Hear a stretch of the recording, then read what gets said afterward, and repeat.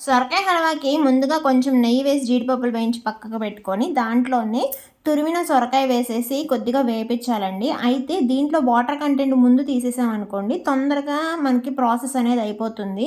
జనరల్‌గా అయితే ఆ వాటర్ కూడా ఉండి మొత్తం ఎగిరేదాకా చాలా టైం పడతదనమాట. ఇంక తురుముకొని దాన్ని ఒక క్లాత్‌లో పిండేసుకుంటే వాటర్ వచ్చేస్తది. ఇంకా నైట్ తాగానండి. ఇంకా సినిమానే నాకు. నైట్ మొత్తం బాత్రూమ్‌కెళ్తూనే ఉన్నాను. వాటర్ కంటెంట్ చాలా మంచిది యాక్చువల్‌గా సొరకాయకి. మంచిగా మనం ఒంట్లో ఉన్న వేస్ట్ అంతా బయటికి లాగేసిద్దనమాట. ఒకప్పుడు చక్కగా జ్యూస్ తీసుకొని తాగేవాళ్ళం. ఇప్పుడసలు అన్నీ మర్చిపోయాము. అన్నీ వదిలేసామనమాట. మళ్ళీ స్టార్ట్ చేయాలి. సరే ఇంకా ఇది 3 కప్పులుందండి తురుమనేది. దానికి నేను ఒక ఫుల్ కప్ వేశాను.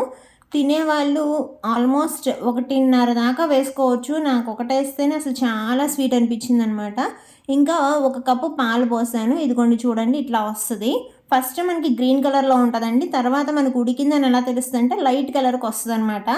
ఈ స్టేజ్‌లో మీరు వేసుకుంటే కొంచెం గ్రీన్ కలర్, ఫుడ్ కలర్ వేసుకున్నారంటే కంటికి ఇంపుగా ఉంటుంది గానీ, ఎందుకొచ్చిందిలే ఇంట్లో తినేదే కదా అని చెప్పి నేనేం వేయలేదు.